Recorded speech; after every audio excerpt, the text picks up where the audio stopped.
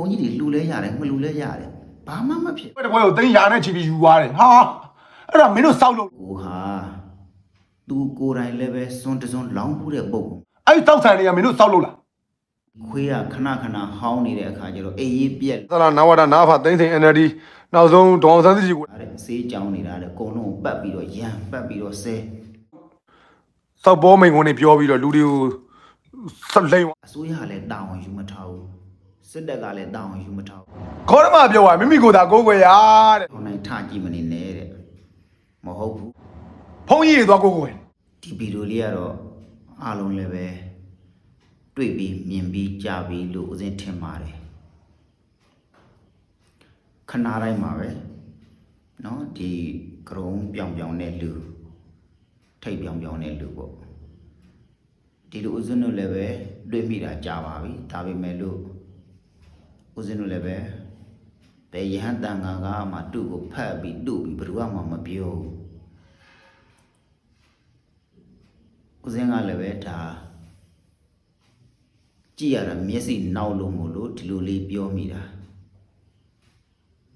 သူရဲတန်နေဆိုပြီးတော့ဗတ်ပြိုင်တာတော့မဟုတ်ဘူးသူကရဟန်းတန်ခါတွေအလွန်အင်မတန်စော်ကားတယ်သူများတွေမေးကြည့်လိုက်တဲ့အခါကျတော့ဒီလူကမြန်မာနိုင်ငံကမဟုတ်ဘူးမြန်မာနိုင်ငံမှာမရှိဘူးခုနအမေရိကမှာဒုက္ခတဲ့ဖြစ်နေရောက်ထားလားဘလို့ခုနပြည်ပြည်ဖြစ်နေရောက်ထားလားအဲ့ဒါလည်းမသိဘူးနောက်တစ်ခါကျတော့လေသူကဆေးကြောင်ကြောင်းနေတာတဲ့ဆေးကြောင်းနေတာတဲ့အကုန်လုံးပတ်ပြီးတော့ရန်ပတ်ပြီးတော့ဆဲပွဲရှာနေတာတဲ့အဲ့ဒီလိုလေးကြားရတယ်သူများတွေစီကပြောလို့အဲ့ကြောင့်သူကပြောပါတယ်ဦးစင်းခွေးဟောင်းနိုင်ထကြည့်မနေနဲ့တဲ့မဟုတ်ဘူးဒီခွေးကခဏခဏဟောင်းနေတဲ့အခါကျတော့အေးရေးပြက်လို့ထကြည့်ရတာအဲ့လိုပုံစံပဲခုသူစော်ကားတာတွေကနိုင်ငံအကြီးအကဲတွေဆိုလဲစော်ကားတာပဲဘာသာရေးဆိုလည်းပဲဟာအကုန်လုံးတကယ်ထေကြီးဝါကြီးရန်တန်ကားတွေအကုန်လုံးစော်ကားတာပဲအဲ့ဒါကြောင့်မလို့ဦးစင်းကခွေးဟောင်းနိုင်ထကြည့်တာမဟုတ်ဒီခွေးကတော်တော်လေးကိုဟောင်းလွန်းလို့မို့လို့ထကြည့်ရတာထကြည့်ခြင်းလုံးတော့မဟုတ်ဘူးသူပြောတဲ့ဗီဒီယိုတွေမှာရှိပါတယ်ရန်တန်ကားတွေစွန်မလောင်းဘူးလို့ဒီဘုန်းကြီးတွေကရုံးတွေဘာမှအလုံးမလုံးအလုံးမရှိကိုင်းမရှိပြောအဲ့ပုဂ္ဂိုလ်ဟာသူကိုယ်တိုင်လည်းပဲစွန်းတစွန်းလောင်းမှုတဲ့ပုဂ္ဂိုလ်မဟုတ်ဘူးသူ့ရဲ့မိသားစုသူ့ရဲ့ဆွေစဉ်မျိုးဆက်လည်းပဲလောင်းမှုတဲ့ပုဂ္ဂိုလ်ဟုတ်မှလည်းမဟုတ်ဘူးနောက်ကြလည်းမဲဦးစင်းတို့ရဲ့ဖះကိုဟာဂေါရမနဲ့တကယ်ချင်းလူဘာလူငယ်ပေါင်းလူနဲ့နော်ဘာဖြစ်လို့ဗုဒ္ဓဘာသာကိုပဲရွေ့ပြီးစော်ကားနေရတာလဲဦးစင်းတို့လည်းဒါမှစဉ်းစားတတ်ဘူးတခြားဘာသာတွေဒီလောက်ဦးဇင်းတို့ဗုဒ္ဓဘာသာဟာဖရီဒမ်ဖြစ်ပါလေနဲ့ဘာလို့ဒီလောက်ဖရီဒမ်ဖြစ်တဲ့ဘာသာအောင်မှဟိုလူကစော်ကားလိုက်ဒီလူကစော်ကားလိုက်စော်ကားတဲ့လူအားပေးတဲ့လူတွေလည်းအများကြီးဦးဇင်းတို့ဗုဒ္ဓဘာသာလောက်ဖရီဒမ်လွတ်လပ်ခွင့်ရှိတာဘယ်ဘာသာမှမရှိစွန်းမလောင်းကျင်ဘူးလားမလောင်းကျင်လည်းရတယ်ဗုဒ္ဓဘာသာဖြင့်စွန်းလောင်းဖို့လောင်းရမယ်ဆိုတဲ့ဥပဒေလည်းမရှိဘူးနော်စွန်းမလောင်းလို့အရေးယူတာလည်းမရှိဘူးတန်ဃာတွေကိုးကွယ်လည်းရတယ်မကိုးကွယ်လည်းရတယ်ရှင်ခိုးလည်းရတယ်မရှင်ခိုးလည်းရဘာမှမဖြစ်ဘူးလာပြီးလာကွယ်ဥပုပ်နေတယ်ကြောင်ဥပုပ်စောင့်ကျင်လည်းရတယ်မစောင့်ကျင်လည်းရတယ်ဘာမှမဖြစ်ဘူးနော်ဘုန်းကြီးတွေလှူလည်းရတယ်မလှူလည်းရတယ်ဘာမှမဖြစ်ဘူးဒီလောက်လွတ်လပ်ခွင့်ပေးထားတာဘာတွေများချုပ်ကင်ထားတာရှိလို့လဲဗုဒ္ဓဘာသာမှာကြိုက်တယ်လို့ဝေဖန်လို့ရတယ်ဗုဒ္ဓဘာသာကငကွာလည်းပြောထားပြီးဗုဒ္ဓဘာသာဝိပဿဝါဒဝိပဿဝေဖန်လို့ရတယ်ဘယ်တော့မှ blind faith မြက်ကန်းယုံတည်းယုံစရာအကြောင်းမရှိဘူး blind faith နဲ့ယုံလို့မရဘူးပညာနဲ့ဝေဖန်ပြီးတော့မိမိကြိုက်မှလက်ခံမကြိုက်ရင်လက်မခံလို့ရတယ်ဘာမှမဖြစ်ဘူးတို့တရားကုံတော်ထဲမှာလည်းပါပြီးသားအေဟိပတ္တိကောတဲ့လာပါရှုပါကြင့်ကြည်စမ်းမှာစမ်းကြည်စမ်းမှာဒါဒီလောက်လွတ်လပ်စိန်ခေါ်ထားတာပဲနော်ကြိုက်မှကိုယ်ွယ်ကြိုက်မှယုံကြည်ဘရုမှလာပါဒီဗုဒ္ဓဘာသာမှာစွဲထားလို့နော်အာနာနဲ့ပြထားလို့ နော်ချင်းချောက်ပြီးကိုးကွယ်ခိုင်းတာတယောက်မှမရှိဘူးဘယ်ဘုန်းကြီးမှလည်းဆွဲတရားမဟုတ်ဘူးဆွဲစရာလည်းမလိုဘူးဦးဇင်းတို့က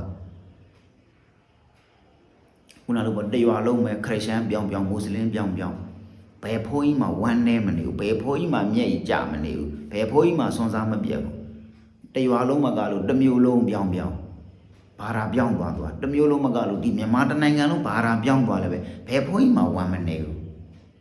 ဘာဖြစ်လို့လဲကိုအုံနှောင်းနဲ့ကိုအသိဉာဏ်နဲ့ကိုကြိုက်တာလွတ်လပ်ကိုွယ်ခွင့်အပြည့်အဝဗုဒ္ဓဘာသာမှာရှိပြီးသားအဲ့တော့ဒီလောက်လွတ်လပ်တဲ့ဘာသာကိုဘာဖြစ်လို့ဝမ်းပြီးစော်ကားနေကြတာလဲတချို့ဟာဘုန်းကြီးတွေကမကောင်းလို့ပြောလိမ့်မယ်တန်ခါဆိုတာကလည်းပဲဦးဇင်းတို့ကအဖွဲ့အစည်းပဲ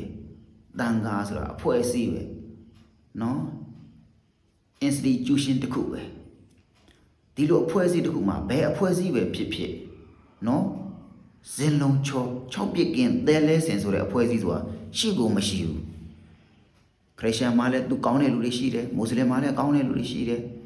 နော်ဒီတန်ခါအဖွဲ့အစည်းမှာလည်းကောင်းတဲ့ယဟန်တန်ခါတွေအများကြီးရှိတာပဲဦးဇင်းအဲ့ဒါ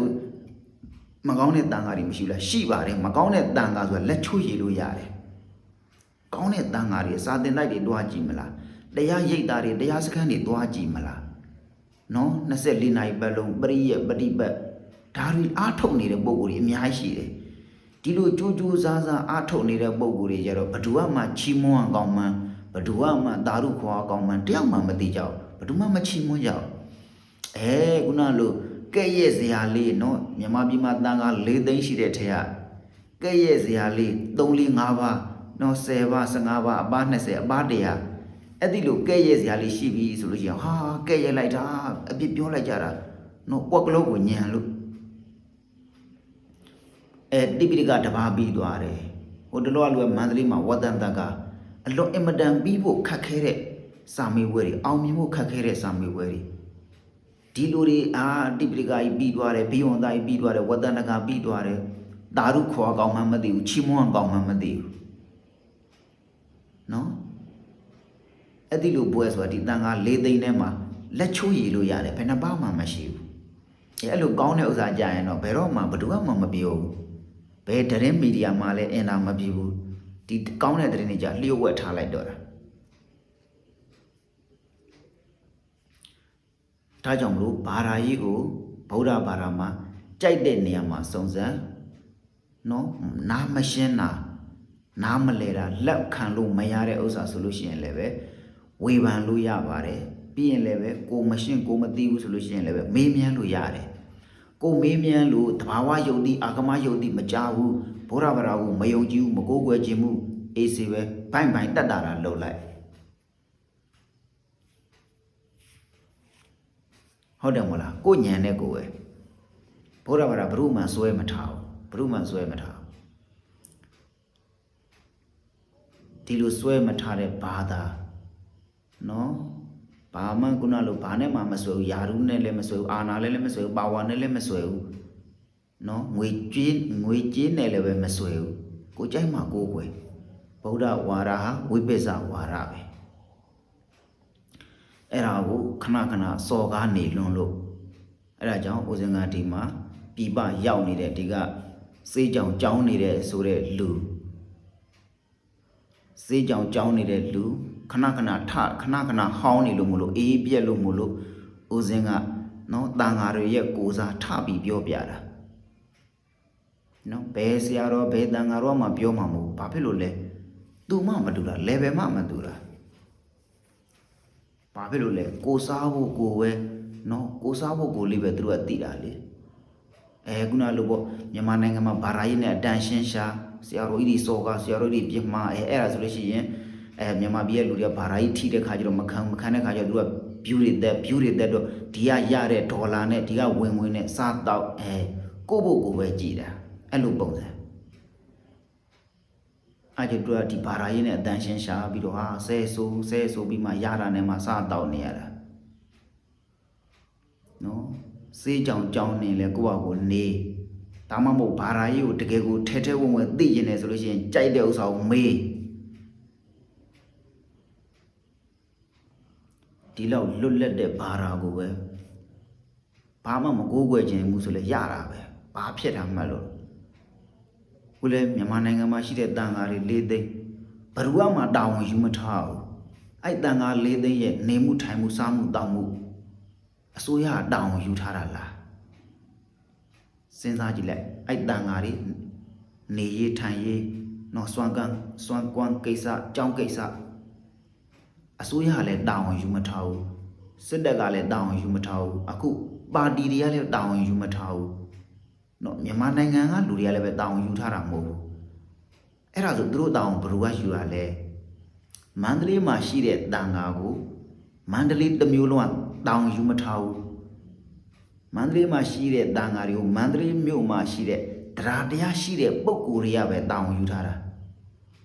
မြန်မာနိုင်ငံမှာလူဦးရေ52တန်းကျော်ရှိတယ်တန်ဃာက4သိန်းလောက်ကလေးပဲရှိတာအဲ့4သိန်းလောက်ကလေးကိုတကယ်တာဝန်ယူထားတာအစွန်းထွက်လူဦးရေ2တန်းလောက်ပဲရှိတယ်အဲ့2တန်းလောက်ကအဲ့4သိန်းကိုသူတို့တရားလျောက်တာဝန်ယူထားတာ